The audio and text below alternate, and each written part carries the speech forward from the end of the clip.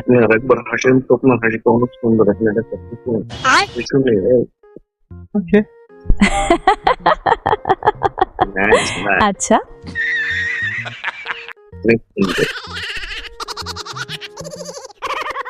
কি বলবেন বলুন দেখি আপনার।